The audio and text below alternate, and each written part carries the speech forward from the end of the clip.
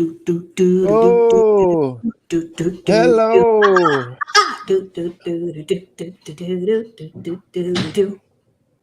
I open my eyes. What do I see? I don't know. Nothing. I see nothing Yay, nothing. Who wants to see? Sing for because John. I am blind. The Don't LASIK, blind. it has Don't made me blind. blind. Okay, the thing ended. We're here. Hello. My, Hello, everybody, and welcome to Nobody Asked special episode. It's the episode where we don't have a plan and we're just out here vibing. who doesn't love vibing?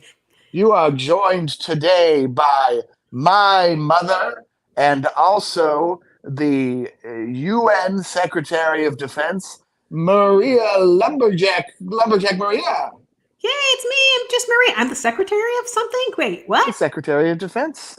Oh, wow. I'm so Yes, powerful and important. you militaristic bastard. Hmm. And you're also joined by me, the Ray Charles of podcasting. It's Colin Brink. Ray Charles, what are you trying to say? What's the implication here? The implication is that today was the day. That fateful day was today when I went into the vision center and I said, "Fix my eyeballs with a laser, please." And they said, "Okay." And they cut open my eyeball and they shone a laser into it. And I saw God. I did. And then after seeing God, I saw nothing. And now I am blind. Oh, Temporarily. Oh, waka, waka, waka, waka, waka. I mean, not really. Uh, You can see, you're no, just not supposed to see, right? yeah. I'm supposed to keep my eyes shut right now. Um, probably only for another 3 or 4 hours, but I can open them and I can see the world.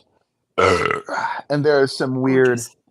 sorry, there's some weird, there's something about closing your eyes where you feel like you're not being observed, you know? Oh, Uh, like a um, child playing hide and seek. exactly. I never grew out of it. Object permanence. What's that? Uh, yeah. So I got to keep my eyes closed for a little while longer. I've been listening to some podcasts. I've been listening to some audiobooks, and I've been thinking, it's time to vibe out with the Nobody Asked crew. Whoever is Yes. here. Do we have anyone to thank right now, Mom? We have Ashley, and she says she loves your name. We have Patricia C. We have Pineapple, who would like to know how you're feeling. And Pineapple. yep, that's who we got right now. All right. Honestly, so I was super conscious of the fact that LASIK is considered an optional slash cosmetic surgery, and so you get into this sort of alternate sphere where the doctors are really trying to sell you on it, and it's got more of a sales vibe to it, and so I knew that from the LASIK side of things, I was getting smoke blown at my ass a little bit. Um, and so whenever you try to ask them a straight question about like, what is the recovery like? What exactly can I do? Their impulse is just to be like, everything's going to be fine. Everything's going to be great. Don't even worry about it, right? You're just going to keep your eyes closed for a little bit, and then your vision's going to be perfect. And I'm like, okay, I'm already paying for it. So, uh, but I got to, and so the other sources that I had were online, which are of course only horror stories, um, and a stand-up comedy bit about getting LASIK in New York City in Midtown. I think probably where I got LASIK, um, Whoa. and Nate Bargatze's experience with it. So that was what I had going into it. I'll say that my experience has been that it has been super easy. The procedure itself was like kind of it was just difficult in that you were like it you're concerned because you feel like your eyeball needs to be stable, and you're like, how do I prevent myself, with a bunch of contraptions near my eyeball? It's like you can't really tell yourself not to blink, for example, right? when Right. when your mom's like, let's take a photo, and how about we look directly into the sun for the photo, just don't blink. Oh my gosh, you guys are all squinting, what are you doing, right? Like, we're all trying to open our eyes betray us, And in this situation, with the laser beaming down, I was a little bit worried that I was going to mess it up with my eyeballs, and I was not able to at all. The contraptions and doohickeys and drops that they put into your eyes, you are not. Your eyes are no longer part of this world for like 10 Oh, minutes. It's it's a crazy experience. so Um, you can't blink and move it around like just well, you can't blink because there's literally a metal thing in there that is preventing you from blinking, which is good because you would not. You also can't open your eyes. Like you can't do stuff with your eyes.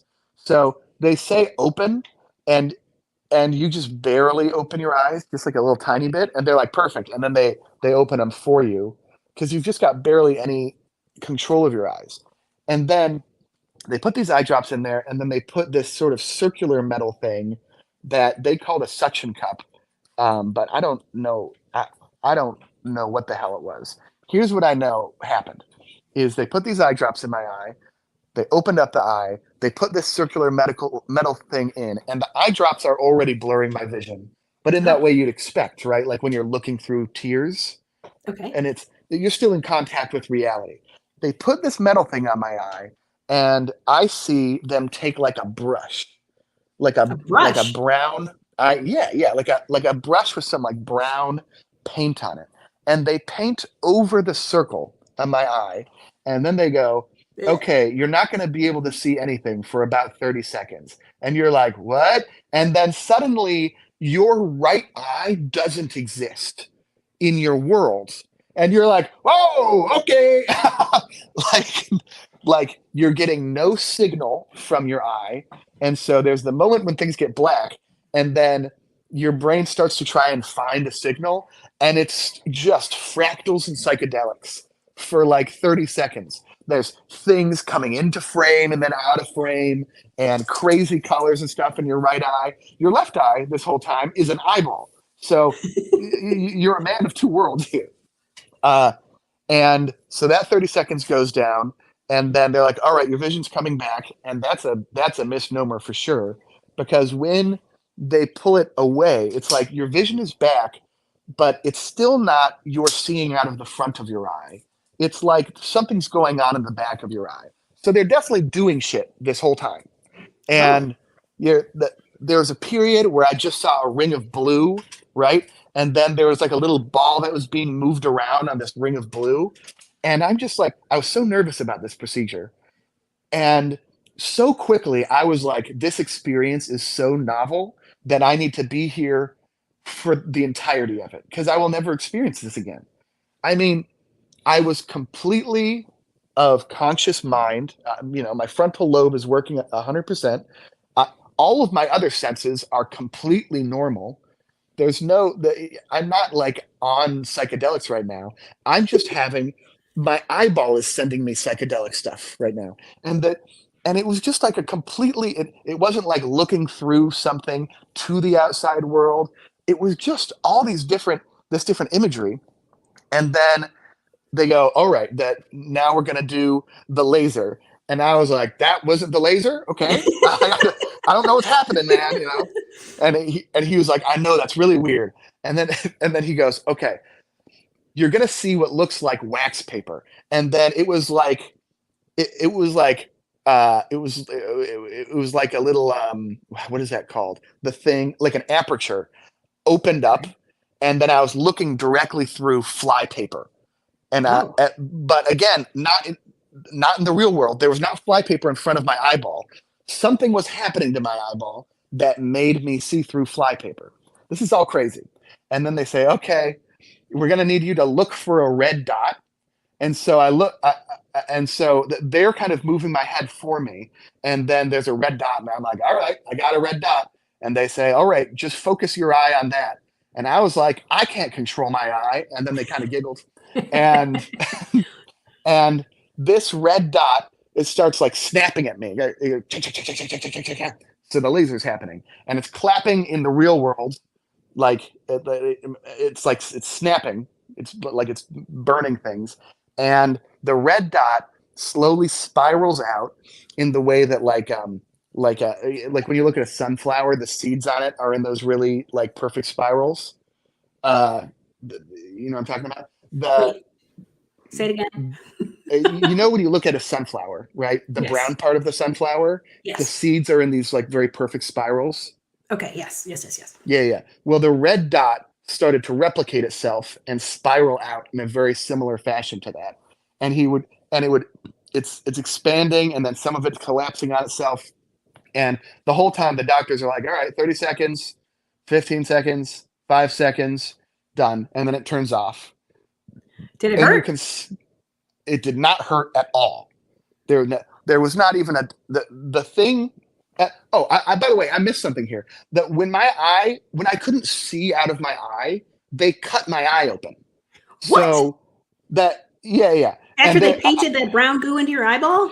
yeah, they painted the brown goo in, and I'm feeling things all over my eyes. So it's not like when they numb your tooth and you're like that area is numb.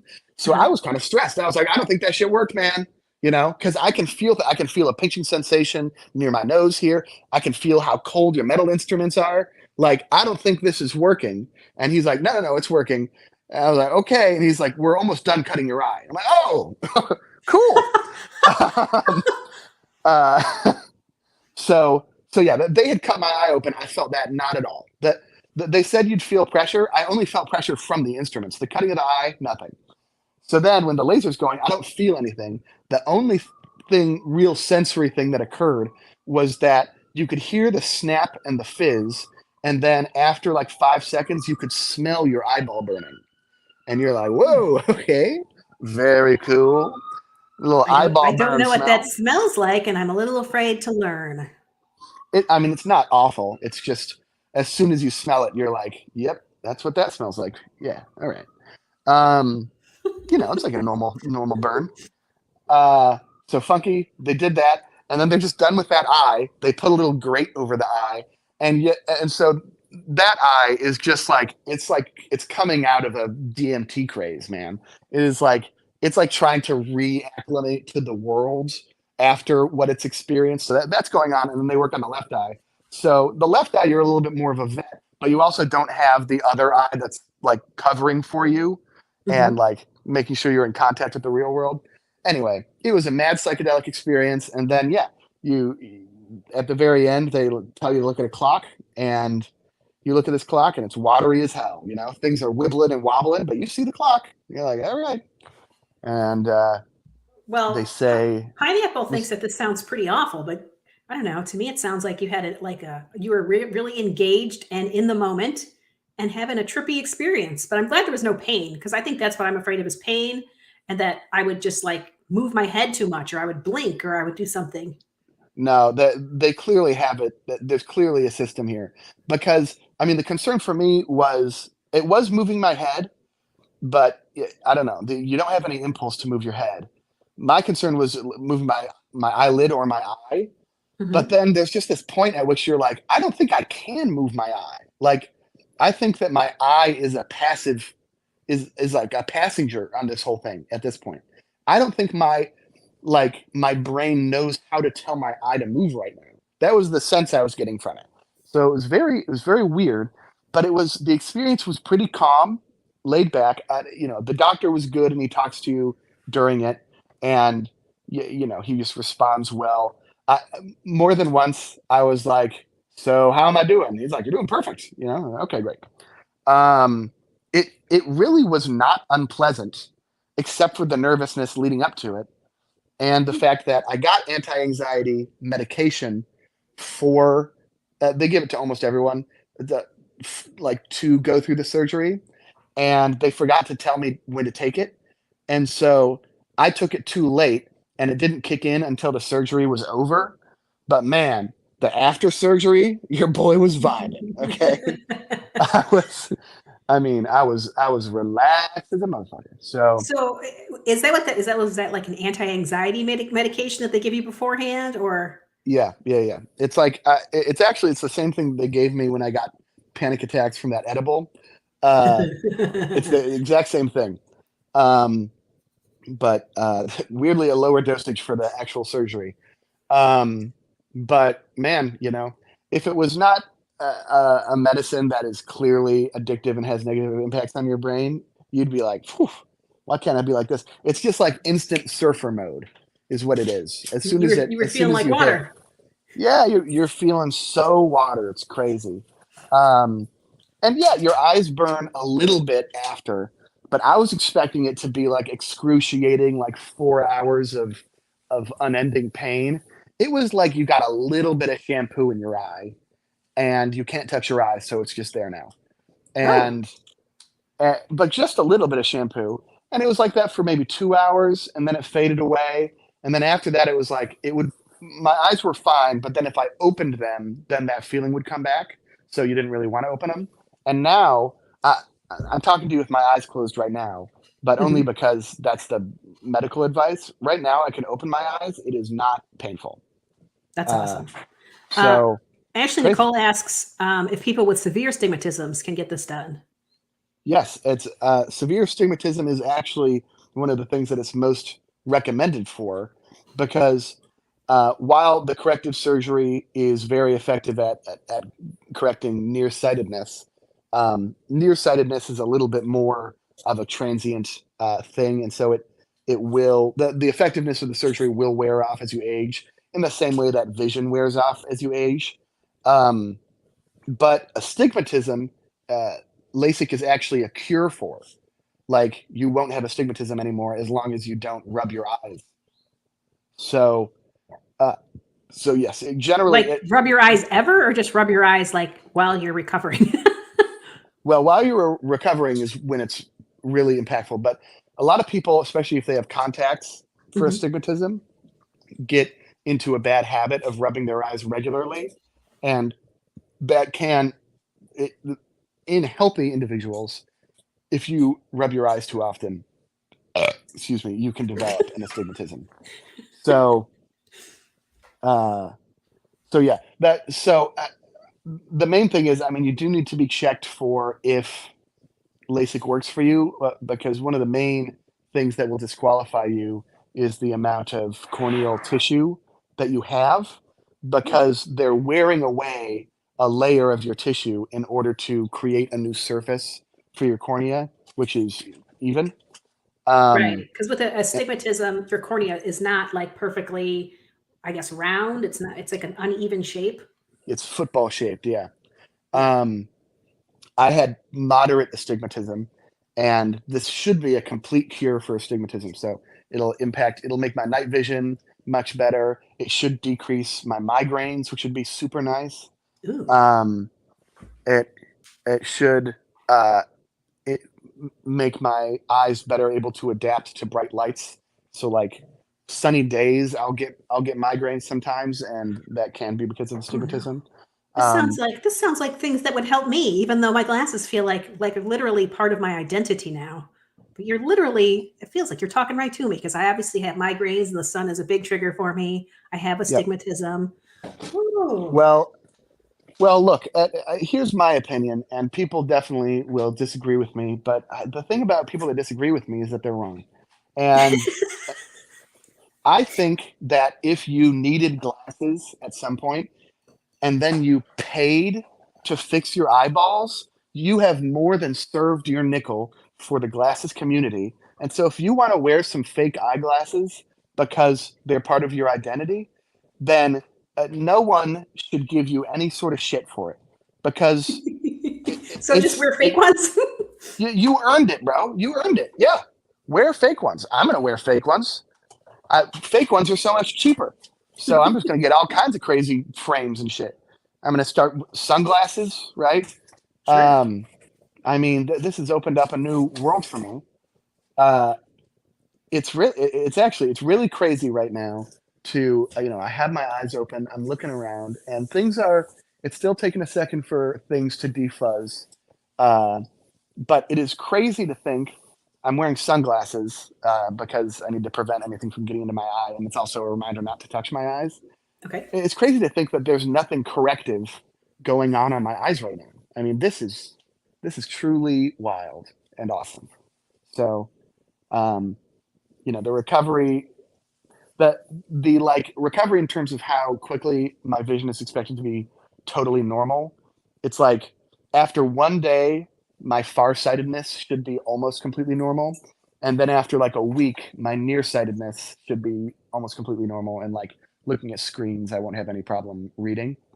Um, and then the long term recovery is just that I'll experience some dry eyes for like 3 to 6 months. Okay. And so I need to use a lot of eye drops, is what they say.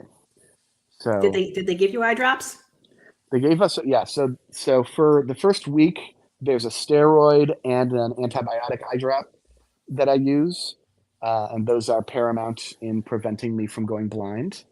Because it's the infections are the things that'll get you.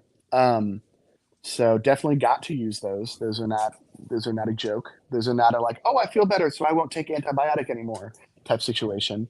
But then after that, just general re-wetting tears. They gave us a big box of. Okay. So yeah, And let's see. Obviously, well, you're saying that you can see better. That's what you mean when you say, when you open your eyes right now, even with the sunglasses on, it's weird to think you don't have anything corrective. You have no yeah, corrective lenses. So you, yeah. you I can haven't already see quite. better. I can already see better. I've not quite gotten to um, how well I could see with contacts, Okay. and I'm expecting for the improvements to end a little bit past contacts because what they said was if everything goes perfectly, then I'll have 2014 vision, which is to Hmm. say that I will see at 20 feet what other people see at 14 feet, or what the average person sees at 14 feet. So I will have better than average vision after if everything goes well. Um, Whereas I think with my contacts I had like 20/25 or something. Yeah. So uh, so yeah. Yeah. Wicked Wisdom would like to know, approximately in the ballpark, what was the cost of this procedure It was in total, it was 3,750. for two And eyes? for both eyes, and uh, I, and then it was like $60 for the medications. But I don't. If I had insurance, then the medications would have been covered. But I do not have insurance, so You are uninsured. I should have insurance. It's for a long time it was like a decision to not have insurance, and now it's just a paperwork thing. Um, so get on that, Colin. The You should get on it. Yes, you're young, Yeah, but still, you should probably get on it. I'm young, yeah, yeah. But I also, well, it's also free, which makes it really terrible that I'm not on it. Um, and but also I don't ride a motorcycle anymore, so my probability of serious injury has gone down by like 90%. Hmm. So Interesting. yes, Interesting. but yeah, yeah, it's I'm excited about it. I really was expecting today to be a much worse day, a much greater write off than it was. Um, but I've had some food. I've listened to some audiobooks. I listened to one of the ones that Dad recommended, and was not expecting what it was. So I'm interested in what it turns into. But yeah, it's been a much better LASIK day than I expected. Sweet. Well, I am glad that it's gone so well. I have actually largely not even considered getting eye surgery. Every once in a while it'll pop into my head, but it's just way down on the list. But this makes me less scared than Yep. and I still don't know if I want to do it. I still don't know. Again, I do identify with my glasses. I think my issue right now is that at my age, I suddenly am needing bifocals, and so now anytime I Mm, look at my phone, I have to take my glasses off.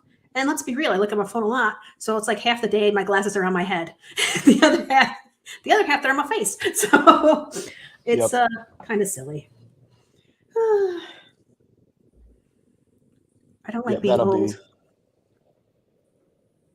And that's one of the things that they do mention with the LASIK is that if you get it young, then you will need reading glasses earlier than if you had not gotten it.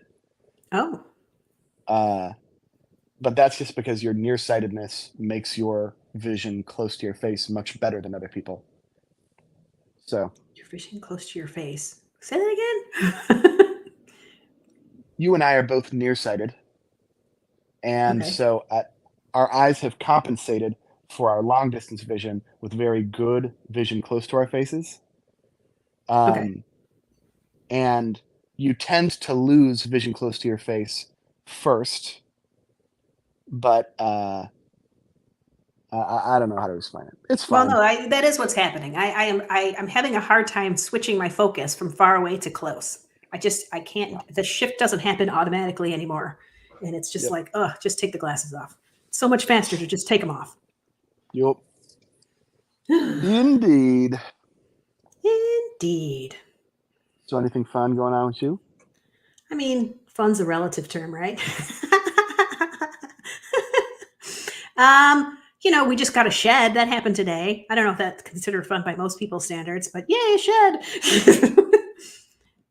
uh, I think I lost you for a second. oh, I got a Is my shed. A ooh shed, a shed, but just a regular shed, to put garden implements in, not like a workshop, not like a bunkhouse. So, I mean, eventually all those things will happen, but so far it's just a shed. I'm not sure that that's considered exciting, but that is one of the things that happened today. Uh, I think it's exciting. yeah. The other stuff that's been going on has just really been Oh around. What? God. What? What'd you do? Sorry, Did you I'm get taking something in your my eye? I'm taking my hourly eye drops right now. What was the oh God for? Did you like drip it into your Oh mouth? Christ Almighty! It just hurts. Oh, so this Oh part hurts. The eye Jesus drops hurt fucking Christ! Oh, this is the most hurty part of the whole thing by a mile.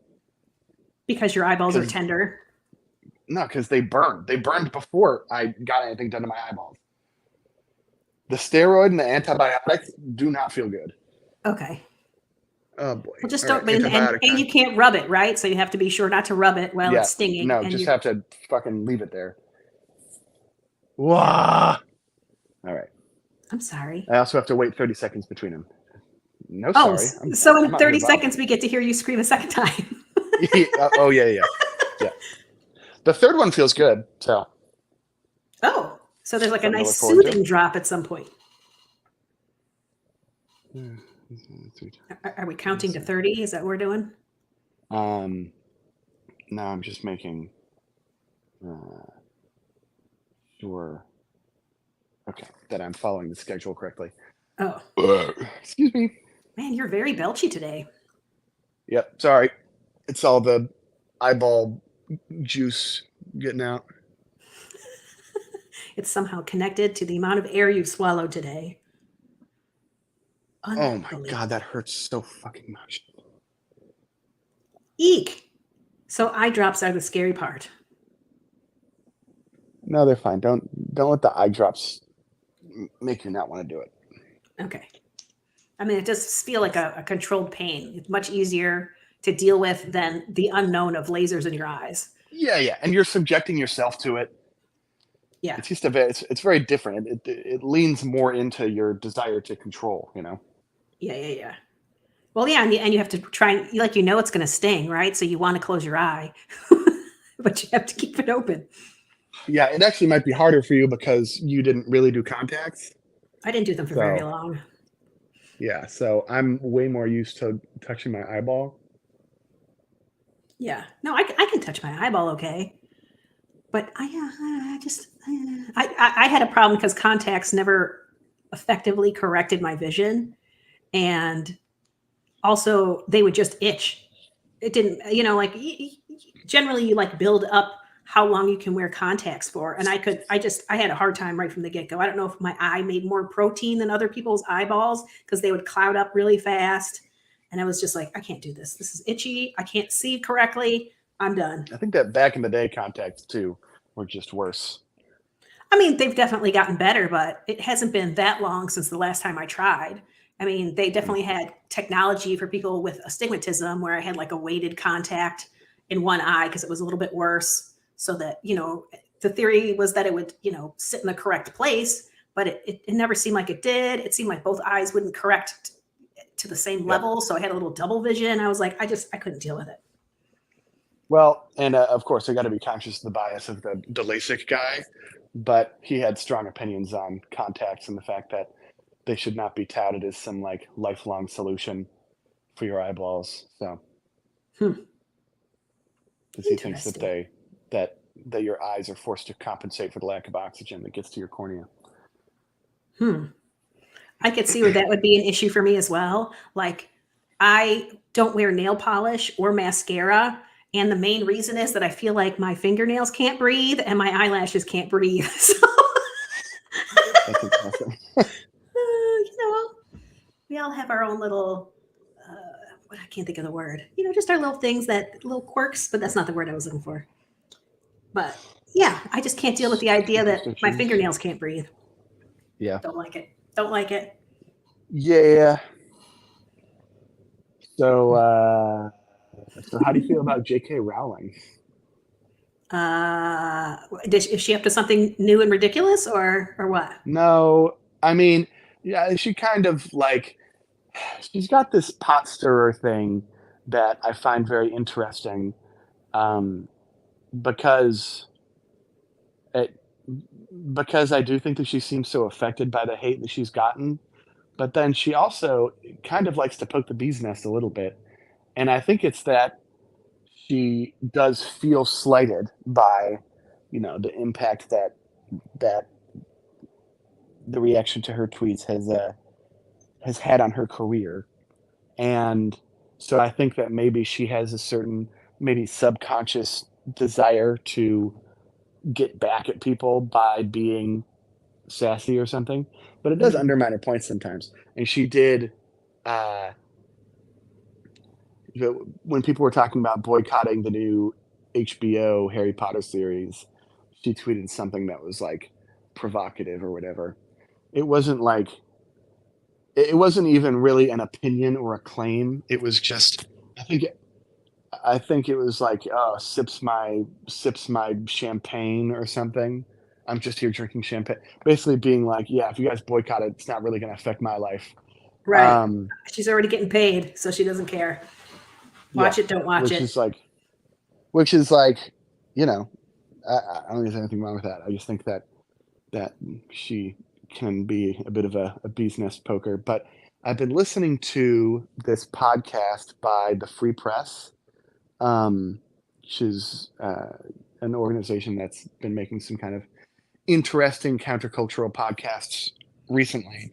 Okay. And this one came across uh, my sphere of interest or whatever, and it was called "The Witch Trials of J.K. Rowling." And Well, I at think your dad first, listened to that. I think so. He was telling me about it. oh yeah, we probably both heard about it through Sam Harris, and uh, and I was interested in it, um, but also I think that I came out more like I didn't totally understand everything that J.K. Rowling did, but I did feel like she had maybe put a flag in the ground in a weird place, and I just found all of her like activism in this area strange. And so I So, was inclined to think that it was bad.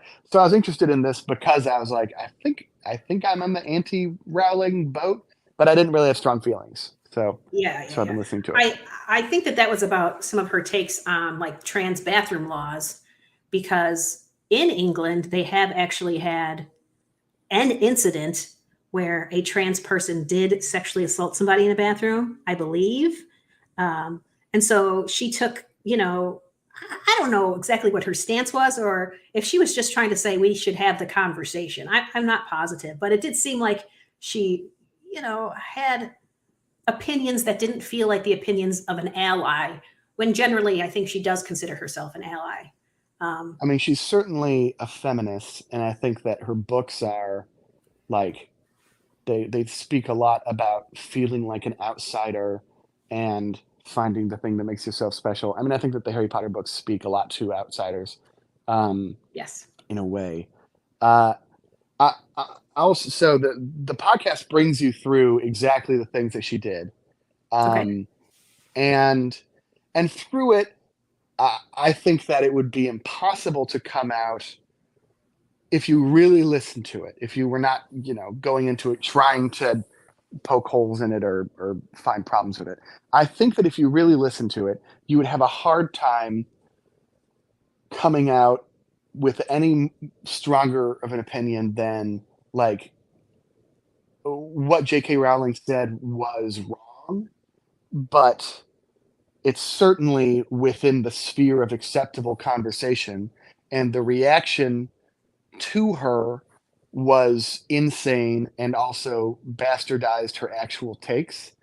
And some of the Mm, things that she said warrant debate, definitely do warrant debate. yeah.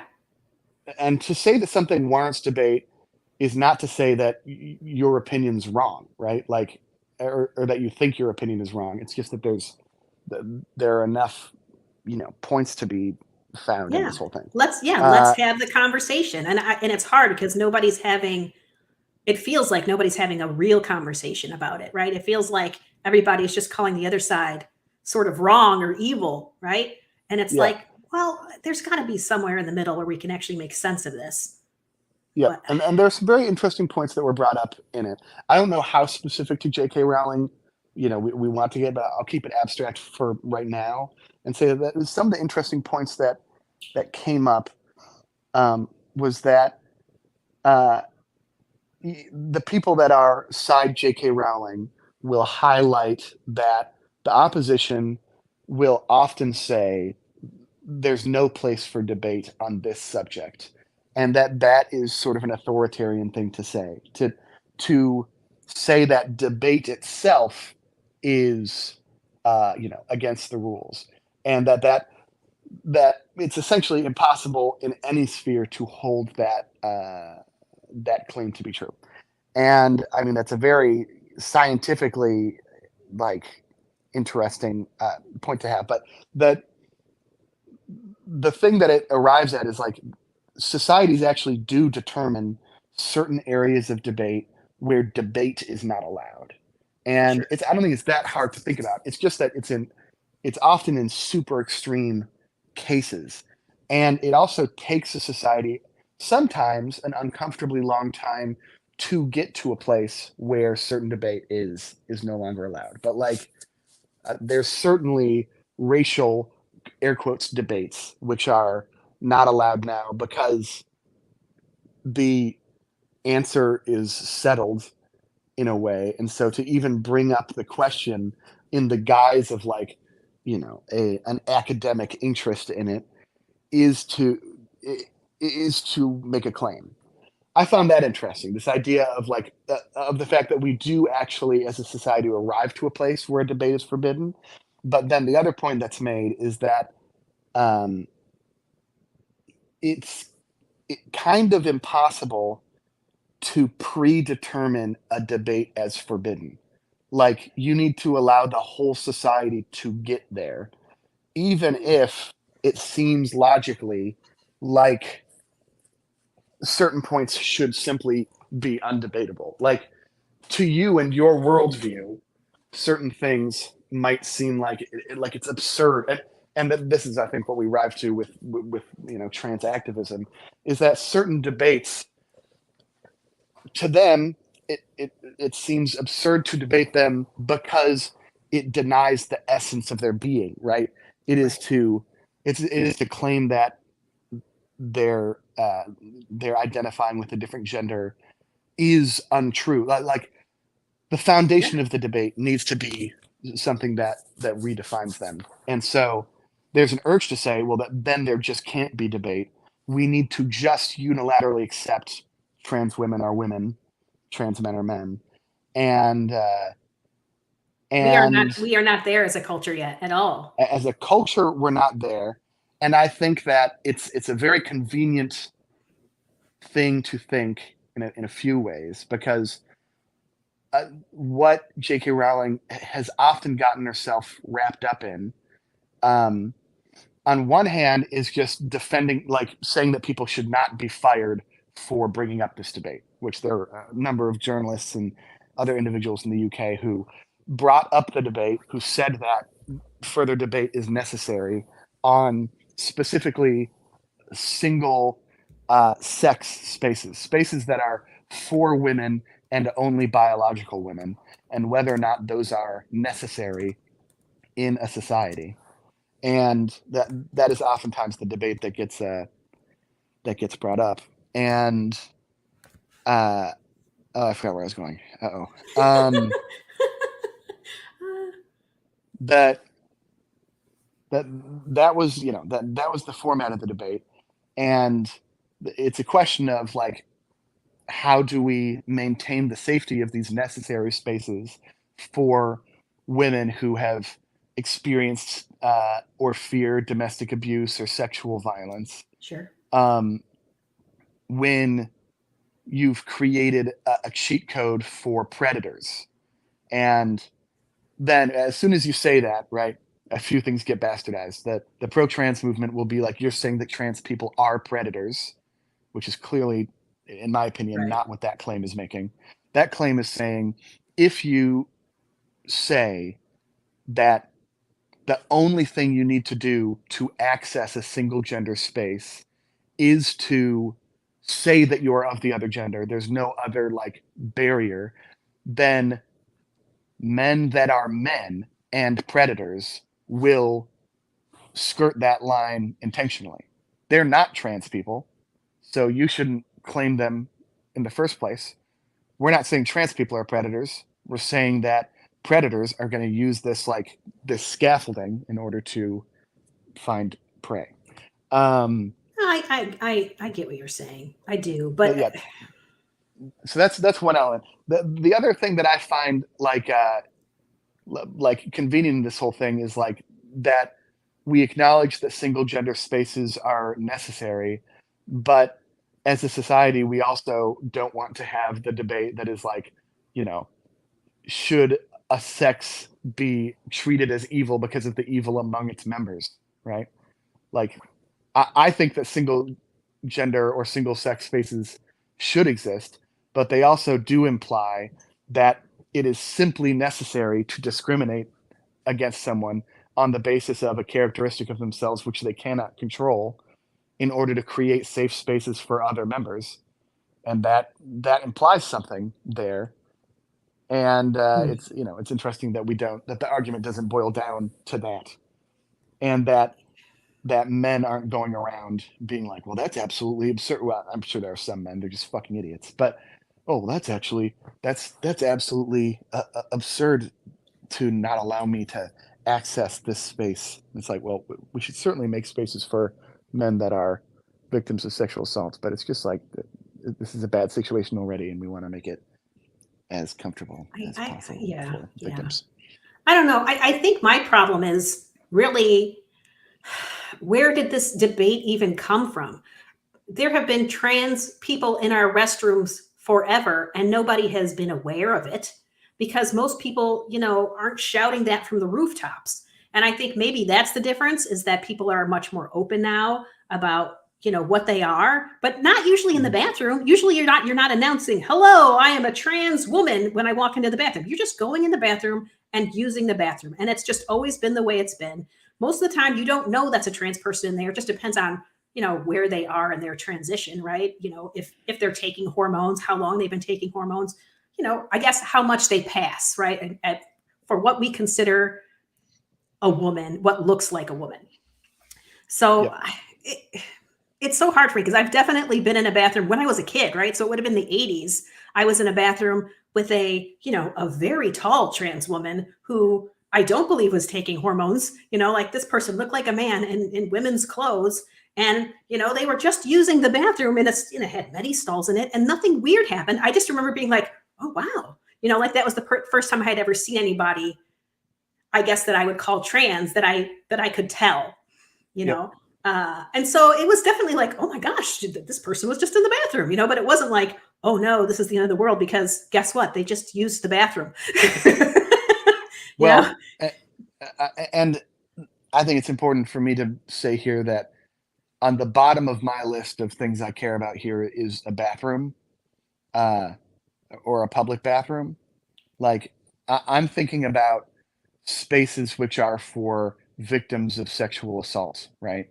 Okay. Where, where, I mean, I applied to work for multiple of these in Boston, and it's impossible to find one where they let men work there because so many post-sexual assault women are just afraid of men in general in the aftermath, right? And it's Absolutely. just Yeah. important to have a space for people that have been traumatized, and to also just give them the license where you're just like, yeah, I mean, look, is that is your subconscious sexist right now? Yeah, but also you were just through the most traumatic moment of your life, so it's gonna be it's fine, no worries, right? Um, so I'm more interested in like in and I also think that in that J.K. Rowling was talking about this in the fact that there do need to be like spaces for uh, biologically female people, and I think that a perfect solution. We're destroying a good solution in the search of a perfect solution, Okay. and it also does seem as though in some cases here, people have discovered that there's a lot of weird gray area muck in certain, instances. And so there have been reactions on both sides to go, well, my most important tenet is that trans women are women, and so I will treat all cases unilaterally as that is 100% true. So there's one idea that I have, and I'll put that over here. And Okay. then the like anti-trans people are are like all trans people are mentally ill, and so we need to protect them from each other and steal their kids from or whatever Florida's doing. So No, right now in Montana, there is a representative, I think from Missoula, who has been instructed, who's trans, who's been instructed that they are not allowed to participate on the floor of, their Congress because they're trans, and they must do all of their voting and all of their everything via Zoom. I don't think it's because they're trans, mom. You don't think so? Because that's the way that I mean, listen, of course I could have been reading a spin on it. I mean, that's sort of the nature of things, right? But It what seemed it what seemed reason would be acceptable it to seemed say very similar to the Nashville situation, which is not me saying it's acceptable. That's not what I'm saying. I'm just saying okay, it's not because they're trans. The person, she spoke out against an anti-trans bill and uh, was like violated some decorum policy and went outside of her time and attempted to filibuster. And so a vote was held to silence her for the session, and then that got enough news that protesters came to the Capitol or to the Capitol to their legislative session, and she was perceived as egging them on while not being able to speak and like raising her fists with them and egging them on to continue disrupting the session. And so then an additional vote to not allow her into the legislative session happened. So it's very similar to the Nashville situation.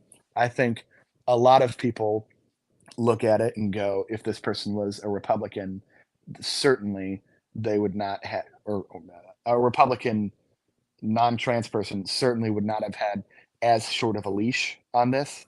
But to okay. say that they were kicked out for being trans is, you know, So there was the feeling that they were outside of their time, just like in Nashville, and that they were inciting the crowd, which also goes along with what was happening in Nashville. Okay, I yeah, understand that.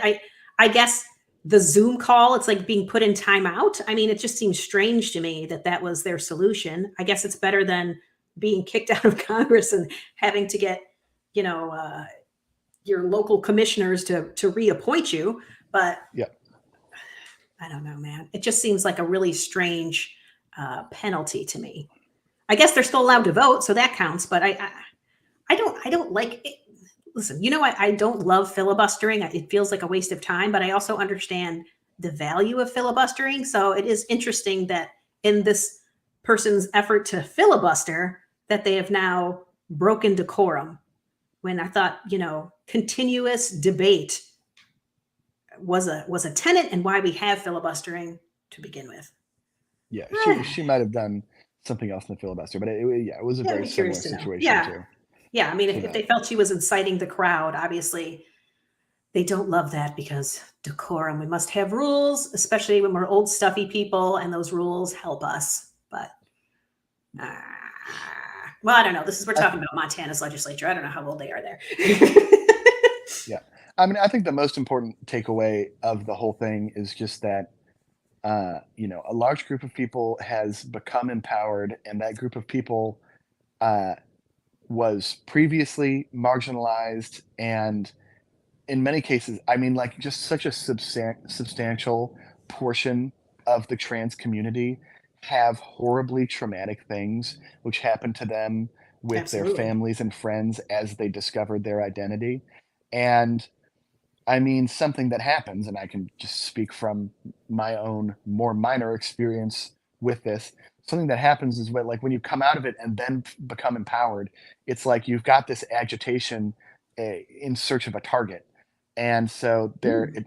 it does seem like there has been a counter reaction to people wishing to engage in, sometimes I think, debate which will be more effective at progressing the cause of trans rights than the kind of fuck them all, like you're in or you're out mentality that the community seems to have right now. And they're shutting down completely legitimate debates. And it's interesting how often it is at the expense of radical women's rights that this Yeah. seems to happen. Uh, it's the other thing that is a struggle, I think, on both sides is just whenever we're talking about this, we're talking about very small numbers because the number of trans people is very small in the first place. And then, like, if you're talking about trans people in sports, the number of trans women who are interested in sports, I mean, that's the hair off of a hair. Yeah. So it's, We don't it's, need to legislate that, in my opinion. Yeah. we don't need to legislate it. I do think that the organizations like the NCAA and different organizations have passed the buck to legislatures in a way which is very stupid here. Mm. And I think that if it was possible to have a debate, and this is the problem, is that it's become increasingly difficult to have debates on things that clearly do need debate. Uh, if it was possible to have a debate, we would need to ask ourselves the question, what was the point of women's sports in the first place, right? Yeah. Yeah. Why did we make a separate sport that was only for women? And I mean, it had a lot to do with scholarships and access to college, but it also just had a lot to do with this idea of being seen as equals and as able to participate and wanting to participate in athletic events. And I mean, part of being able to participate is having an equal competitive field here. So, what is the point of women's sports here? And Well, I think that should last we part. turn the men's league into the unisex league? Like anyone can participate in the men's league because clearly, like, there's no need for a men only league. And should the women's league be for people that are born biologically women? Yeah, or do you have leagues that are just literally based on your skill levels? I have no idea. I don't know. It is hard because I do It think would have it. to depend on the field, right? I mean, like Sure, there are sure. certain things that are still divided by sex, where it's like at the lower skill levels, at the lower, middle, and even high skill levels, it's absurd that they're divided by sex. Chess is divided by sex. What? Now, if it was not divided by sex, still the top 100 would be men right now, and that's of course an access thing. No one's contending that women are just inherently worse at chess, but well, I say no one. I'm sure there are people doing that. I'm not contending that. But even at the lower levels, there are women's and men's competitions, and it's just like just compete at your skill level. That's a stupid place where there's a men's and women's uh, bifurcation. Agreed. Um, in other fields, it's like truly a middle ground biological man would be able to beat the best woman on the earth. And so it it would require a lot more nuance on a sport by sport level, which is interesting. I have a lot to say now because you kind of hit on something for me. Um, Perfect. I when I was in high school, me and my friend decided to try out for the wrestling team. And there was only a men's wrestling team and they didn't know how to deal with it because we were the first ones to try this at that school at that in that time period. And so they came up with a solution, that would allow them to say yes or no. And what they made us do is we had to go through a physical fitness assessment at the men's level. They said this is the minimum requirement for men's fitness is right here, and you guys need to meet that. And we got close, but we couldn't meet it. Right? We couldn't quite get Hmm. there. I couldn't do enough push-ups or sit-ups in this amount of time to fulfill this requirement. And so we couldn't officially make the team. They did let us practice with the team. I did.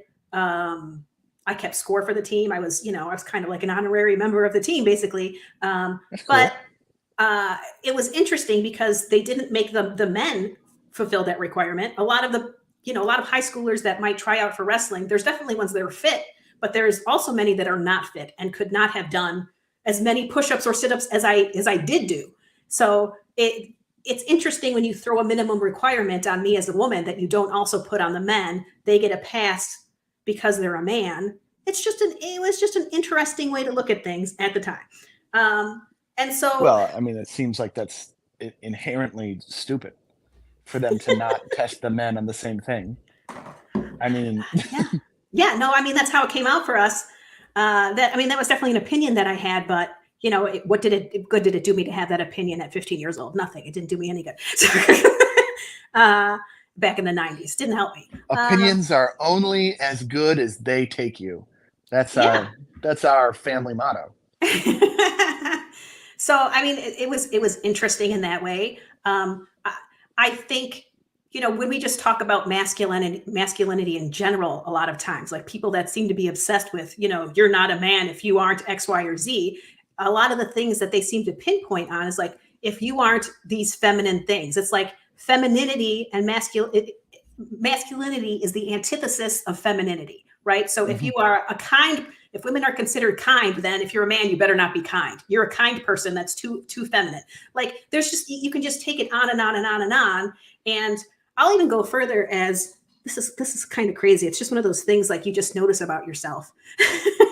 So this is another personal Maria thing is, you know, I can't remember what exactly I was talking about. I was talking about something, and it was like I had conquered something, and I'm like, I'm the king, and I think somebody said queen to me. And I was like, no, I'm the king. Like I didn't want the lower level of queen to be associated with me because in my mind I had already decided queen was worse than being king, which Yeah. is, it's like, oh shit, I just decided I am that being a woman is somehow less than being a man. It was already in the back of my mind somewhere, and I didn't like that about myself when I realized it. Like I understood why I was saying king. I'm like, no, I'm fucking spectacular. Like I'm beyond that in that moment.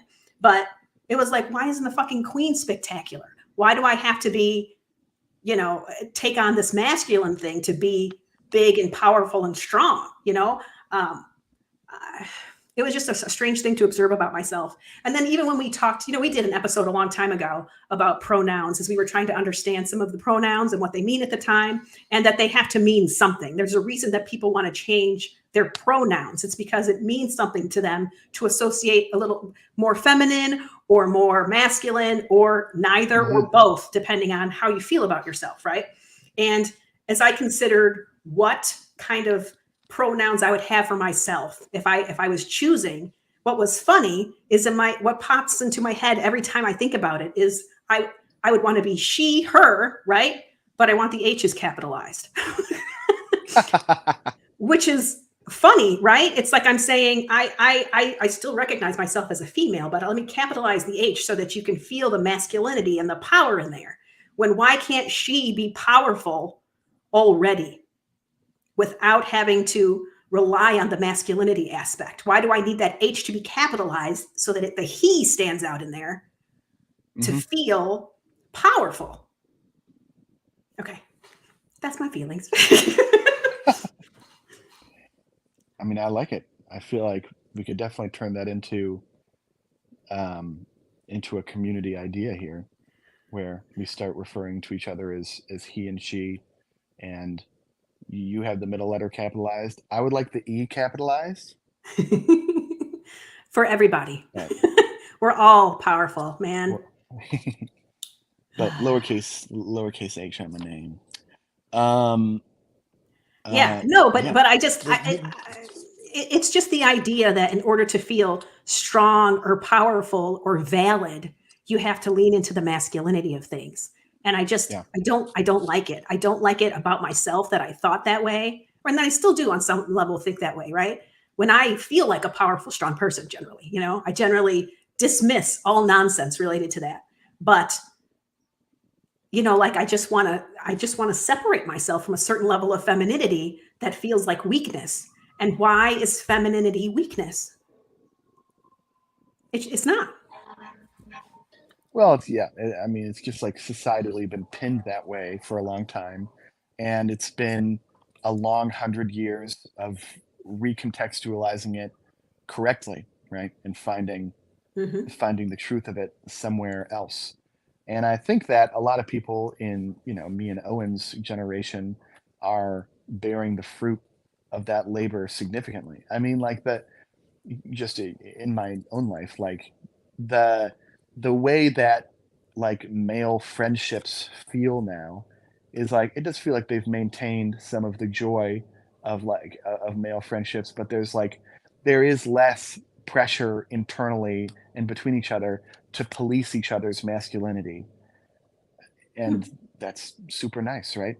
And the friendships that exist in my spheres between men and men and women and women, I do think that that people are holding on to the best elements of the unique um, qualities of those relationships, but are also chipping away with some of the more antiquated ones. So it is good. It's just it does take a long time, but I think it's just important here that all of these concepts are unbelievably large and nuanced, and so how could it that I understand the urge to prevent debate at a certain level because there's a community here that is seeing eh, statistically is seeing significant violence and is seeing Yeah. um, it that they're living in a world that's very different uh, than a lot of other people around us. I mean, we had, in Utah, we had people that still threw their kids out for being gay, um, and but being trans is a reality of being kind of excommunicated from your family in such a high percentage of families in this country. Um, and that is disturbing. So there is a feeling which is like the number one priority needs to be making things safe for people that feel they identify with a gender other than the one that they had at birth, Yeah. and a- and so they vehemently want to defend that because it feels like it sort of feels like when I was defending the COVID vaccine, which I still do defend, right? It Hmm. feels life or death, right? It Yeah. feels like the the truth is there, which is that this is a lived experience, right? These people do feel that they identify with another gender. That truth is there, and the truth that waiting to open up society to that is going to lead to some sort of to continued violence and death within the community, and so it's incredibly important. The problem is that it is tied to a bunch of debates which are incredibly nuanced, which is like the debates of what is femininity and masculinity? What does it mean to be a man and a woman in this new society that we are restructuring, right? What what values do we hold here? How do we control for the fact that like we would like a society to be equal, and we would like to treat people equally, but one set of people has been given significantly greater stats in the strength department and the aggression department. And so one sex is committing all of the uh, mass shootings and a significant number of the assaults and deadly murders, right? I mean, Yeah. we want to view the two equally, but there are differences, and there's just so much to work on here because we don't want to make a sexist society, but also, the way things are set up, they lead to fucked up things. It's just that there needs to be a lot of really good conversations. There It's just does. unfortunate that some of those conversations could be construed as not accepting people with trans identities and then furthering that sort of violence. I don't think that that is what J.K. Rowling is trying to do. Now, I do think that J.K. Rowling felt like she was sticking her neck out for people that were being unjustly punished for attempting to start a debate, which unjust punishment for starting a debate here, I think is like absolutely happening.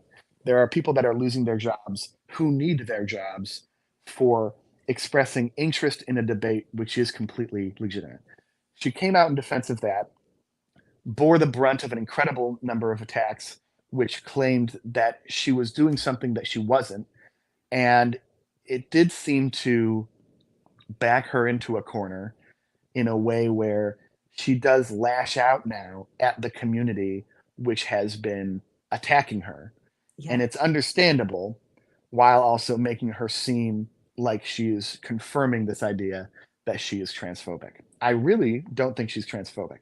I do think that for someone with as great a gift for language as J.K. Rowling has, you would hope that she chooses her words a little better. But it is very hard to choose your words when the people for whom you are being considerate are the ones that are like, sending you rape and death threats, right? Yeah, yeah. Yeah, That they're is like this that's a if real you struggle. aren't yeah, if you aren't 100% in, if you're willing to have this conversation, then you're part of the problem, which is not true. We need to have the conversations because the people that I listen, I don't want to say there's a wrong side to this, but there is a wrong side to this. If you're on the wrong side of it, but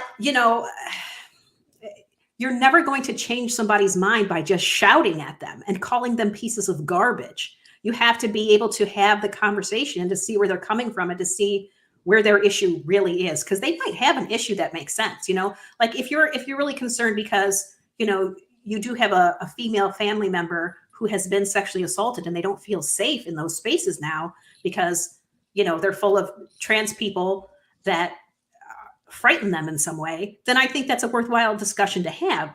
But a lot of the rhetoric feels much more ridiculous around it. And so we might be dismissing real conversations to be had because a lot, the rhetoric I see all the time is, if my 12-year-old daughter goes into the bathroom and there's a trans man in there, I'm going to kill that person. It's like, Well, a well, trans man would be in the men's bathroom, idiot. well, that's number one is they don't understand that.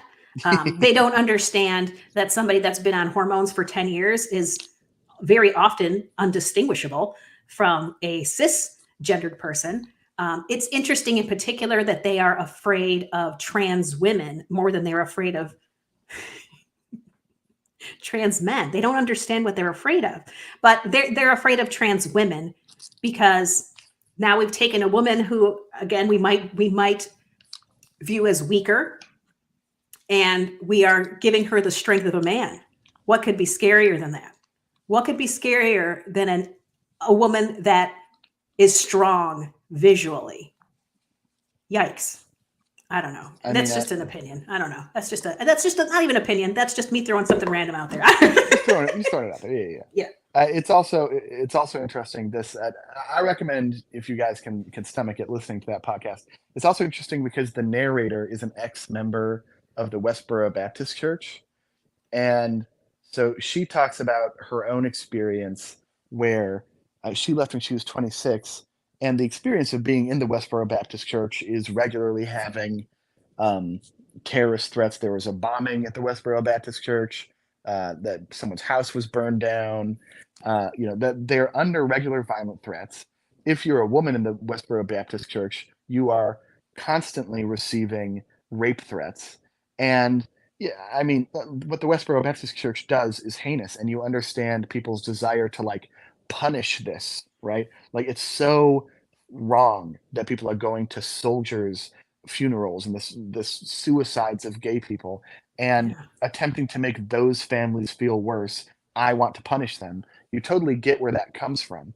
But what's interesting about that is that once you've done that, you're essentially saying there's no way that person can come to our side. Because when she did, what she had to reconcile was the fact that the people that were threatening to violently rape her were the people that were seeing things more clearly than she was. I mean, that is a really hard pill to swallow.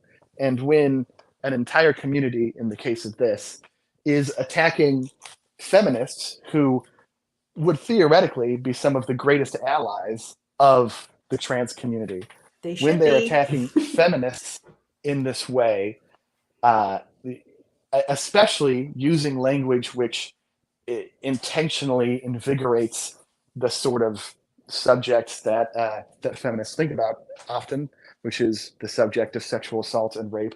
And when trans activists throw rape threats out against radical feminists, it's going to be very hard to get people that should theoretically have found it easy to be on your side to come around and see you as having actually had a reasonable argument because You were nuts. You were nuts you're being previously. nuts. You were being nuts. You were being nuts in the interest of preventing debate, which is just it's just depressing. It is depressing. There's a lot of depressing things going on right now. But yeah, yeah. So that's one thing that's going on. But I mean, there's um, there's a lot of layers to this debate. There really is. And another one for me is being a woman, understanding how women are, and how it's a struggle to get women together and behind each other. We like to say, you go girl, let's all, let women supporting women. But the reason that we even have to say things like women supporting women is because women often don't support women.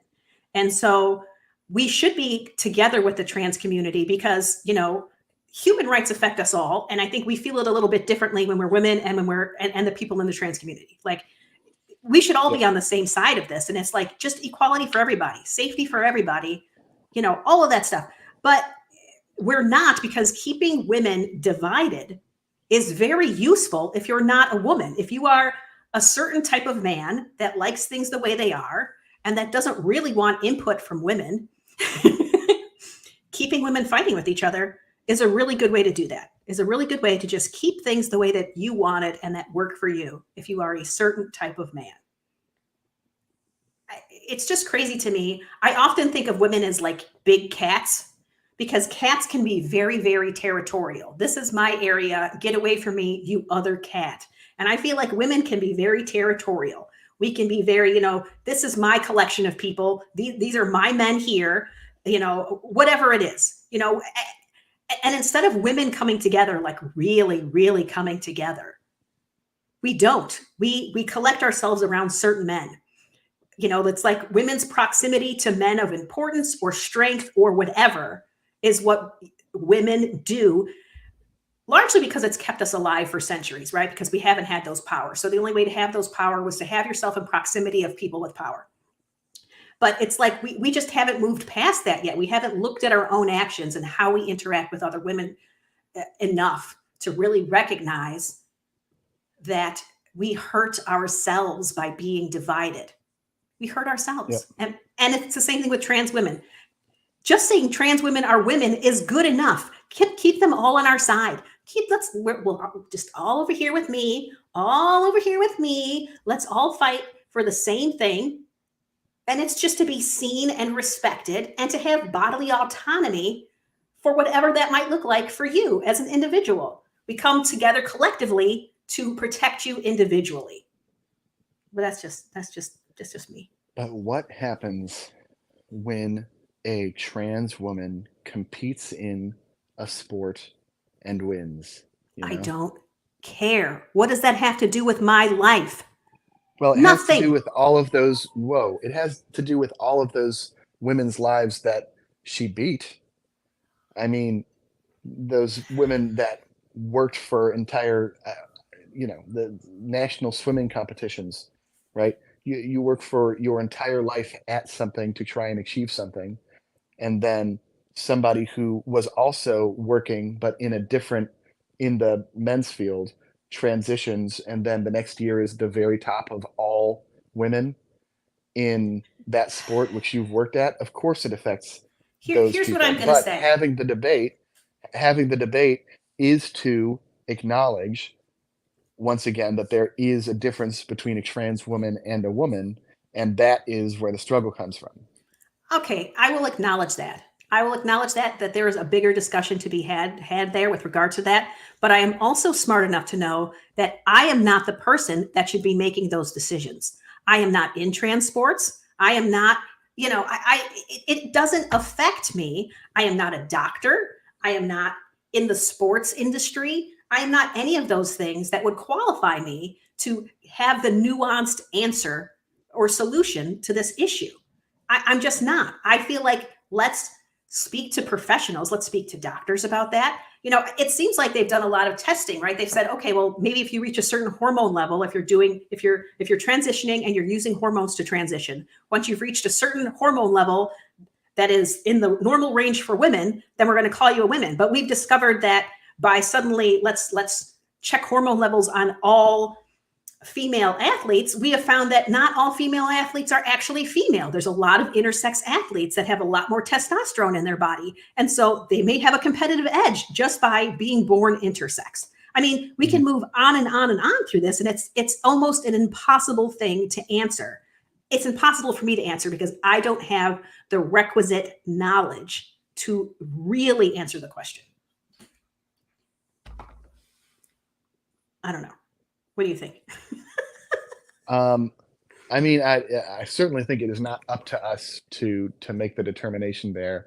I think that the concern is, and now I'm gonna sound like a Republican, but the policing of the conversation has been effective. Uh, I mean, how quickly and swiftly even the most barely outside the line ideas get people kicked from their positions of power in academia on this subject has made it so that the people that can make the decisions can't make them because of fear for their livelihoods. I mean, people Hmm. are 100% fired for wanting to have a debate about trans women in sports, even if they want to argue from the side of trans women in sports should be in sports. Yeah. There will be protests and people will lose their position. So while it's certainly not, I don't want this position at all. It's certainly not our position. We've created a situation where the people whose position it is cannot legislate it because they will. I mean, they will be threatened and they will be swatted and doxed and all of the terrible things that you That's would usually associate with being a social Yeah. media No, personality. that's a valid point. When you think about the idea of you are making the conversation not happen by instilling fear in the people that might actually be able to really come to a solution by threatening their lives. No, that's an interesting point. What an interesting way to close down debate. Yeah, man. It's a struggle there, and I don't really know what to do about it, but I do think that it is preventing the conversation from being had there, and that on top of the fact that Republicans love to find scapegoats and things to do other than actually improve the lives of their citizens, is one of the Oh, reasons that legislators are working on this. Is because I think that they have actually talked to school legislators and have heard like, I mean, we're not going to come out against this because I don't want to be killed. And so the legislators are like, all right, I can get a political win from this and also take the responsibility away from this random person working a barely six-figure job that supports their family and would be ousted from all of academia if a news article came out from them about them. I mean, there was it's really sad in this podcast, but the individual which J.K. Rowling comes out and says like, I support this person who had gotten fired for uh, saying that, or for coming out with an article that the bill that allows you to simply claim your gender and access all single sex spaces in the UK could potentially endanger women. That person got fired, and J.K. Rowling's first tweet was in defense of that person. That person was a journalist and was successful and is now a trucker. I mean, people's livelihoods really do get destroyed by this, and so the fear is real. Yeah. Yeah, man. It is real. It's real. I don't know. It stresses me out so much that this is what we're talking about right now with what's going on in the world. It feels like a distraction from real things, but it isn't, in that, legislation is happening that is making this Yeah. all real. This isn't just theoretical, distraction where somebody's like, look over there, but they're not really doing anything. They're just getting people riled up. They're really doing stuff. They're really taking advantage of the momentum and just legislating all of these things that just keep eroding our rights. And I can't help but think of there was this poem. Let's see, I actually have it up. Let's see. This poem that was written, probably after World War II. And it was called First They Came. It says, first they came for the communists, and I did not speak out because I was not a communist. Then they came for the socialists, and I did not speak out because I was not a socialist. Then they came for the trade unionists, and I did not speak out because I was not a trade unionist. Then they came for the Jews, and I did not speak out because I was not a Jew. Then they came for me, and there was no one left to speak out for me. And that's what it feels like. It feels like they're just, like some people are like, well, I think abortion is wrong. So I am fine with these abortion laws getting stricter and stricter. It's what I think is correct. And also it might not actually affect me because I would never have an abortion. But then they're like, oh, they're never going to take birth control away. You guys are saying it's a slippery slope to that. It's not really. And then you find out, well, wait, that might actually be happening. There are places where they're trying to limit your access to birth control. And it just keeps moving and moving. And the lines just keep moving and moving. And it's like, you have to be future thinking a little bit, that if it's taking rights away from somebody, even though that somebody isn't you, you should still care, because eventually it's going to take it away from either somebody you care about, or they're going to finally get to the thing that is you. Yeah. Sorry, I don't mean to I'm getting a little heavy today. No, it's all real. This was meant to be like just hanging out. What are the other things going on where you feel like this is just a distraction? I just listen. We know that most people are not trans people, so it feels weird to me to have so many laws. Like by so many laws, I mean, these laws are happening in so many different individual states. It feels strange to me that that's happening when who's calling for this? Where was the danger? And why is it happening? And then you start to wonder, what's the big move as we watch all of these abortion laws get stricter? We watch marriage laws are potentially going to get stranger and weirder. I mean, it's just going to keep going and keep going and keep going. And if you're a woman, you might feel it a little bit differently if you're paying attention, but it should affect everybody, really. And it's like, what is really happening? What are the, I sound conspiratorial a lot when I start saying it's the evangelicals and stuff, and I'm like, what is it that they're trying to do? I don't understand, one, why they're doing it, and two, why people are falling for it, and three, I forgot what three was. But something else.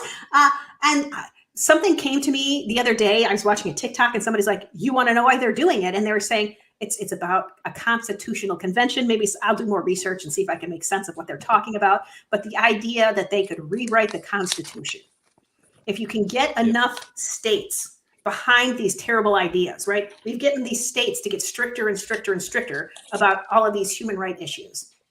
Yep. for no reason. Nobody's actually calling for this stuff, but they're making you think that it's important when it's just not necessary. It's not. We shouldn't be afraid of these things. These rights that we already had shouldn't have been scary to you. So I don't understand why we're taking them away. But anyway, your right to vote, anything. Like literally, Candace Owens said that women shouldn't be voting. I realize that she's pandering and being ridiculous, but she's a woman. So why is she saying stupid shit like that? You can only pay a person so much to say dumb shit. I don't know. I'm getting just distracted. But anyway, the idea that if you get enough states behind these ideas, you radicalize the fear enough that you've got a big enough consensus that you can rewrite the Constitution. You can pull up a constitutional convention. My understanding is constitutional conventions are usually, let me change a very specific thing. And I'm not sure what that specific thing is that they want to change, but you should be afraid that they would want to change anything in the Constitution. Because to me, the one that first pops into my head would be how long a president can be in power. Right now we have 2 terms. And we know there was lots of people that felt like Trump should just be president forever. He's just great. So if we get enough states that are operating in fear for things that they shouldn't be afraid of, and letting that fear mean that we erode rights further and further and further, and that we need this great, wonderful, powerful dictator that cares about his people so much that he should be president forever and shouldn't be limited by the Constitution. What do you get, man? What do you get when you get people thinking that stuff? But I might be going down a conspiratorial rabbit hole. So. I mean, I don't think that we should ever underestimate the plan of the Republicans. I mean, I think there's a plan. They're very effective with the courts, and we're living in the post-plan of that. Now, what's funny about it is like they had the plan of the courts, and so they campaigned on the plan of the courts. Then they got it. Then they did it. And now they're like, oh, no, we did it. Our numbers. Because they still do need the votes of their constituents. And enough of their constituents are like, I actually just wanted things to be the same. I didn't want to change. And so the more that they're effective, I think the more that, especially in these strong antisocial policies, the more they lose the libertarian vote, which it's not like the Democrats give a particularly good. Yeah. It's not the biggest vote either, but no, I get what you're saying. I just feel like, I don't know, man. It's so hard because people are very radicalized in both directions. And yeah, there's all thinking becomes black and white. And if you're not for me, you're against me. If you're not a Republican, then you are the devil, or the other way around. If you're not a Democrat and you're a Republican, you're the root cause of everything. You've put these terrible people in office, whatever. I mean, it's not untrue, but it's not 100% true, right? Nobody puts them into office thinking they're going to do those things, but you can't ignore it either. If you've put somebody in office and they've done that thing, and you voted for them, you should feel some level of accountability that they need to be accountable to you, and that you need to hold them accountable, right? You need to do the work to say, this is not what I asked you to do.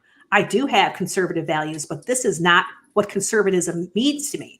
I want less rules. I want less government, right? That's what they always like to say, but you don't take things away to accomplish that. You don't take freedoms away, even if they're freedoms that, you would never use, you don't like them, you don't have to, you cannot like abortions and just say, well, I don't like them. I would never do it. I think it's wrong to do it. But I understand that it is a freedom that we have to make that choice for ourselves. You can be there. Same thing with anything, with marriage, with voting. You don't have to vote. I mean, I kind of think you should have to, but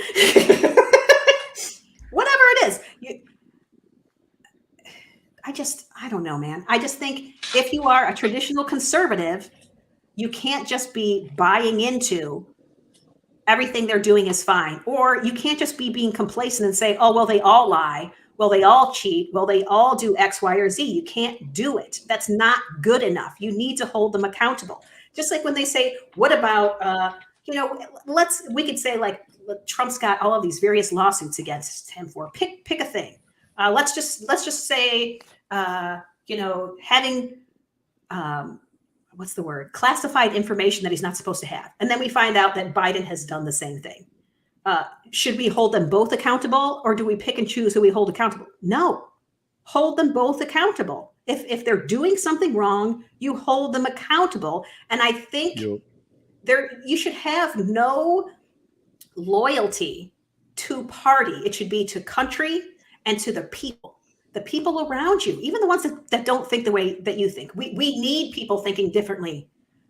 It's always that's the balancing act. You can't go too far in either direction. It hurts too many people. You need the balancing act. But you need to care about the people, and you can't keep dehumanizing them. And that's what's happening. Trans are easy people to dehumanize because sometimes they look weird and you don't understand them. They aren't doing normal things. They're weird. Let's pretend they're not people. It's so easy to do that. And then it just keeps moving and moving and moving. Let's not think of liberals as people because they have so many outlandish and ridiculous ideas and they're trying to destroy our country. It's like they're still people. They're probably the ones that are sitting right next to you in the next cubicle, might have very opposite opinions to you, and they have this similar life to you. They've got kids at home, they work every day, they have a car, like we all have relatively similar needs, and just a dream with variations of it, right? We all need to survive. And you have to stop dehumanizing people to it when we all want the same thing. And that's my problem sometimes when we go too far, when we say, oh, Republicans are evil, da da da da. I don't think that Republicans are evil. I think that the congressmen that we elect, though they might be evil. I think we need to be more scrupulous. Don't just vote somebody because they are your party. Make sure that they have ideals that are like your ideals. If you're a conservative, it doesn't mean the same thing for everybody. So does this conservative match your conservative ideals? Same thing with, listen, it's really hard for me not to vote blue right now. It's hard. But I got very angry during the last presidential election, during the primaries, when everybody just bowed out on Super Tuesday and the only person left standing was Biden. I didn't like it because he does not match And my Bernie. values. Nope, Bernie wasn't there either. He left on No, Super he did Tuesday. not. He did not leave on Super Tuesday. But everyone bowed out because Bernie was in the lead, and so Bernie Bernie got fucked by everyone bowing out. Biden was so far behind the pack at that point. He was so far back in the pack. He was so far Buttigieg, behind Bernie. He was like tied with Buttigieg. no, Buttigieg was doing pretty good on Super Tuesday. He might have won on Super Tuesday, but we don't know because none of those votes even got counted because everybody dropped out of the race, and so the only person that was even left was Biden, and he does not match my values. I think he's doing a reasonably good job. I think he's gotten better in terms of knowing the right thing to say, but he does not match my values. So I don't think I should have had to accept him. I didn't like the way that went down. So All I'm just saying so is that hard. Bernie Sanders did stay in at Super Tuesday and was leading. No, he endorsed Biden. He said, please, He people. endorsed Biden after he dropped out, but he dropped out once everyone dropped out, and Should we then Google every it? election went for Biden. Should we I'm Google it? Googling it now. Oh, you're Googling it? He didn't drop out on Super Tuesday. No. Okay, well, that's the way that I remember it because I remember being very angry because I definitely No, liked Biden. because Bernie was Or not not Biden, part of that. Bernie. It's been 2 elections in a row that it's been Bernie that got fucked by the DNC. Absolutely. Now, the 2016 election, I think there was still a pretty good chance that Hillary would have won without the DNC fucking with Bernie, but the DNC still fucked with Bernie. If That's gross. the primaries had gone like everyone stayed in the whole way, Bernie was going to win the primary for the Democratic primary for the Democrats. He bowed out because all of the other candidates who were perceived as taking the moderate vote away from Biden, they all bowed out, and then Biden began to win states because they were splitting the moderate vote up. which is Mhm. why we should do ranked choice voting. Well, that's interesting, and that isn't the way that I remember it. But if that's what happened, that's interesting. 'Cause I remember. I mean, I just remember being mad, but I definitely, I feel like Bernie. I would have It loved was Bernie. Amy Klobuchar, uh, Tom Steyer, and Pete Buttigieg dropped out of on Super Uh, Tuesday. what about what's her name? Tulsi Gabbard, No, no, no, no. Elizabeth Warren took, Elizabeth I think, a Warren. little bit longer.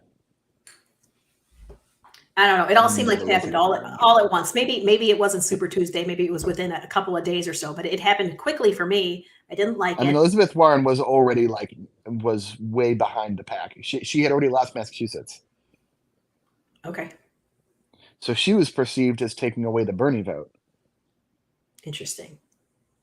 Hmm. Uh, she left on March 5th, 2020, following disappointing results on Super Tuesday. Okay. Okay, I don't And know. then did I just remember being annoyed. That's all. I remember being annoyed, and I didn't like it. I Biden's fine, right? Nobody's like, "Yay, Biden!" He's fine. He's fine. He's doing some stuff. He's getting some stuff done that I'm actually surprised by. But I just feel like he's exceptionally old. He does not have an elastic brain that is that open to new ideas. And well, he's doing more than I expected with regards to that idea of having new ideas. I feel like a lot of it's kind of not real. I don't know, man.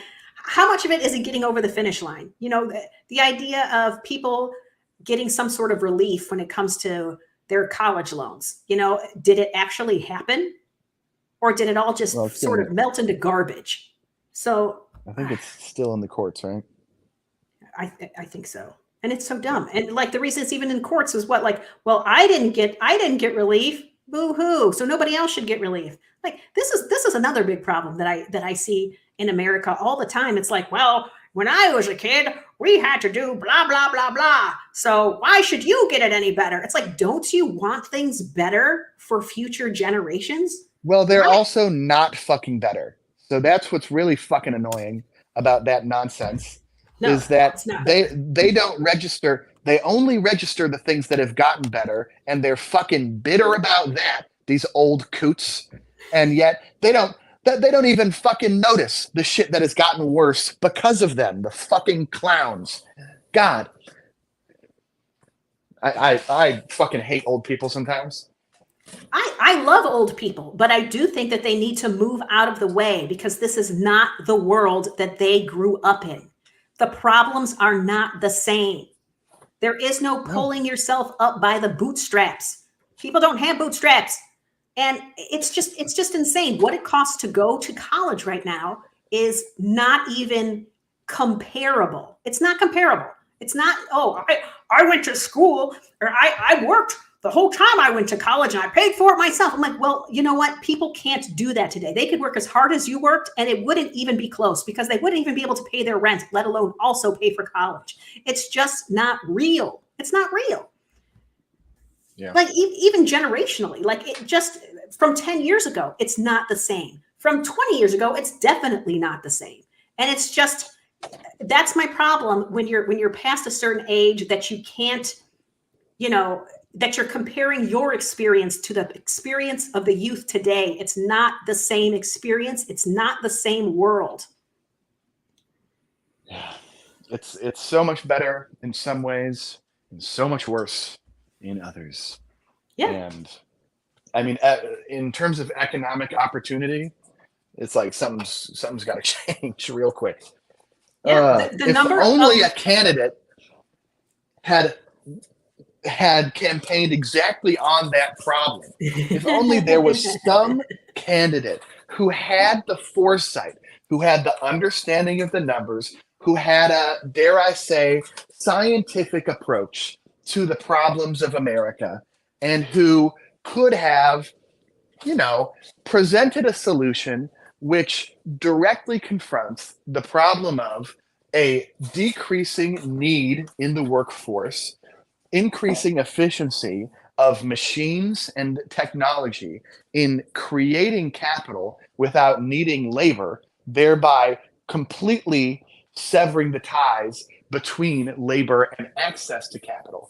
If only somebody had that sort of foresight and proposed a plan and ran for president. And oh, wait, they did. It was Andrew Yang. And all of you fucking clowns with your clown shoes wouldn't listen to him because you were like, whoa, what you're saying to me is that we need to take the capital, which AI and machinery is creating, and we need to disperse that evenly in order to clear the way for a utopian society in which some of the world's most undesirable jobs are inhabited by unsentient beings known as machines, and where we can still bear the fruits of their labor without any labor at all, and I'll get paid for it. Fuck you, Andrew Yang. That's not the American way. You're just being lazy. You need to work harder. Yeah, you just need to work harder.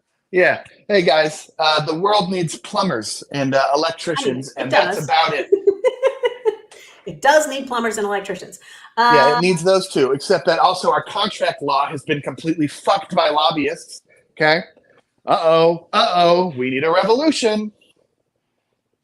But we need the right revolution. The right revolution. We don't need the thing war about that based on fear. Yeah, well, yeah, we need the right revolution. I agree, but also it's just like we are so close to the fucking grail being in our hands, guys. We are so close to the goal of society, which is to free every man born in our country and soon every country outside of ours, to free every human being from the bonds and shackles that are lifting up the society through your continued labor. And we needed to create a system in which that labor was required of those who wish to participate in the society in order to get us to this finish line, which we are now actively dragging ourselves away from because we fell too deeply in love with the structures that we created to get us to the finish line, that we couldn't possibly imagine a world where we finally accomplish the project we set out to, which is to decrease the burden on each individual born in our society and allow people to live prosperous lives as they choose and to spend time thinking and creating art and researching and learning more about what it means to be human and spending more time experiencing what it means to be human and living truly fulfilling lives with friends and family and with good books and with fucking space travel. We've gotten so close to a place where none of us need to do the toiling, laborious work, and we are actively shooting ourselves in the foot because the system we made doesn't have a transition plan. I'm here. I'm listening. I'm here for everything that you're saying. Yes. When you look at like sci-fi movies, right?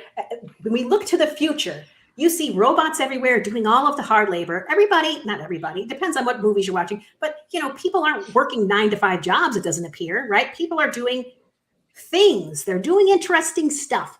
And that should be the hope. So you are right. Why are we so resistant to this future where something else is doing the labor and we could create other things? We could create bigger ideas.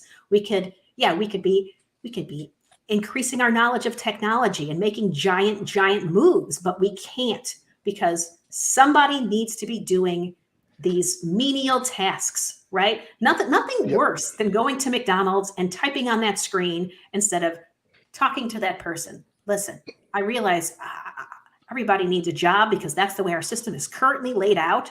But wouldn't it be great to have a system where everybody didn't need a job, where we can just sustain ourselves? It's completely reasonable. Of all the sci-fi ideas that we have out there, the idea or concept that we could restructure our current society within the next 2 decades, that we could restructure it so that the only people that truly need to work is 10% of society, and that those other 90% are still able to live comfortably based on the systems that we have in place. And then we would probably need to create some sort of incredible incentive for those 10%, or even make it 20% and then have those 20% do half as much work so it's more reasonable. These are reasonable things that we could accomplish with the wealth of technology and automation and AI, which we have at our fingertips. But, and this is a huge but, all of the systems cannot, that, I mean, everyone wants security, and the systems require that we reward the people at the top or else everything breaks down, and that we reward currently owned capital. And that if you own all of the machines that create the capital, then you are due the profits from that capital because of the system that we've created. And we have no way of, if one guy says, actually, I can do all the work, I've made a machine that does all of the work that's necessary in all of society. And this is the situation we have right now is, if he can do all of that work for cheaper than manual labor, then he is owed the he's owed the profit from the labor of his machinery. And I mean, it's a self-eating snake there, right? Because It then is. no one has a job, and so no one can buy the stuff that his machine makes, and it doesn't make sense anymore to operate the machine. Oh, perfect, perfect. We reached the end and we killed ourselves. So Because we no longer know how to toil. We've lost our ability to toil, presumably, because I know nobody knows how to farm now because farming equipment exists. Oh wait, people do. Nobody knows how to cook anymore because of restaurants. Wait, yeah, they do. I mean, I don't know, man. Some of it's just too much. I don't know. it's just too much, and it's not theoretical, guys. This is happening right now. I mean, you'll see the obvious ones, which are like, oh, people are protesting like that we need to prevent Walmart from replacing all of its cashiers with technology. It's just a cash grab. Well, it's just a cash grab because that money that those machines are making is now going to the investors of Walmart and not the Yeah. people who no longer need to do their jobs, right? But that's a low level end of it. Here's a real life situation, which I am close to and have friends involved in right now. I may have already talked about it on the podcast, but your boy's repeating himself. It doesn't matter. Uh, there's a major car company which is attempting to make a transition to electric cars within the next 10 to 15 years. An effort which, if successful, would substantially decrease the carbon burden on our society. Another meteor which is on its way to strike the earth, right? So just that effort could have substantially positive effects on one of the biggest problems that are affecting our society. But here's what's holding up that incredible move. You might think it's resources. You might think that electric cars are not as efficient as people say. There's always a catch, et cetera, et cetera. No, no, no, no, no, no, Oh, no. I always assume it's the oil Here's what's companies. holding it up. What? I always assume it's the oil companies that are holding it up. But Oh, it's not. You're going to hate who I say is holding it up. Here's okay. what's holding it up.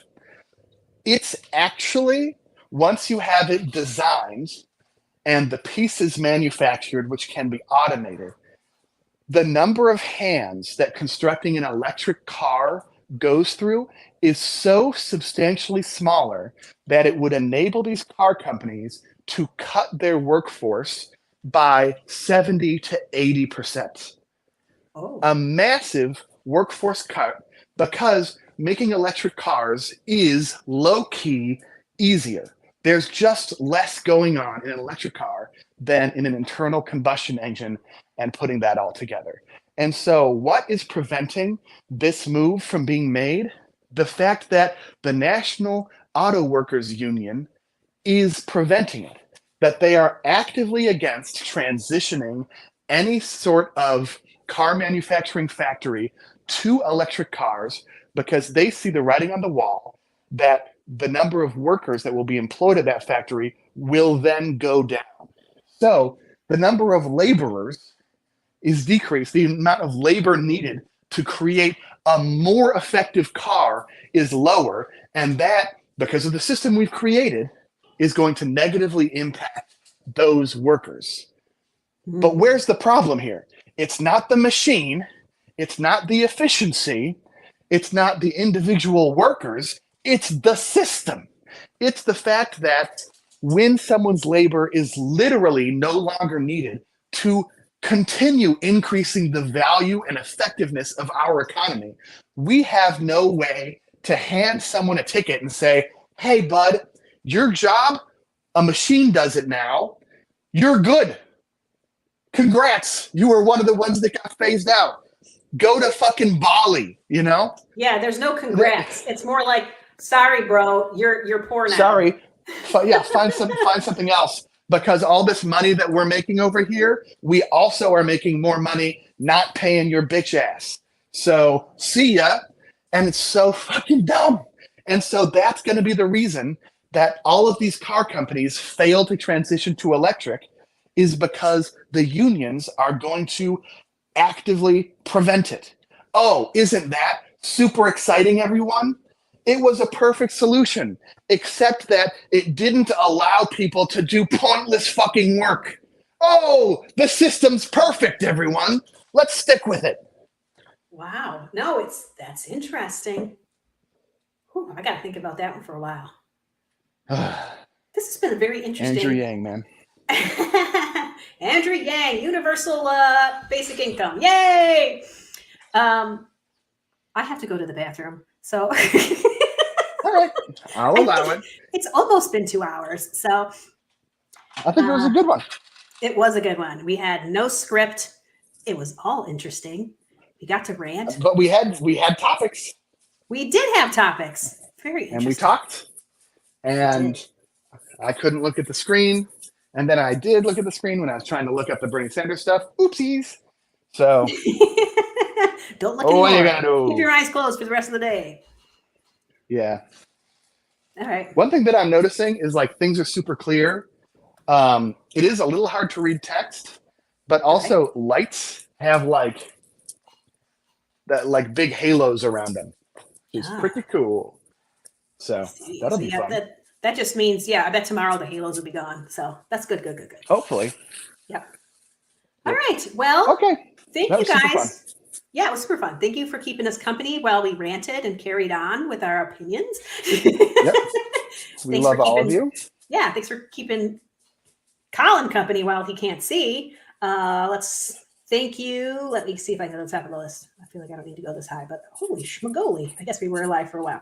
Okay, thank you. Ashley, Patricia C, Pineapple, Mel B, John DeLong,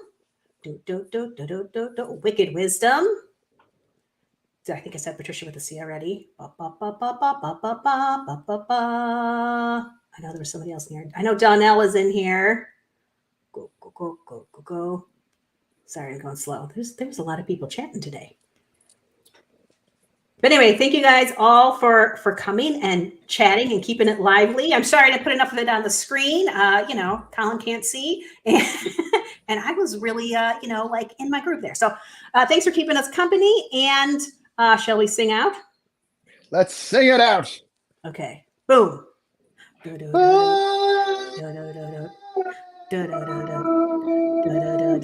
you for coming and listening to our rants.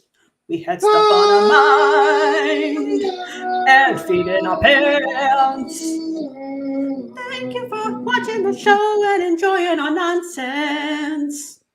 I hope that it gets better someday. Moby does not like this song that I'm doing.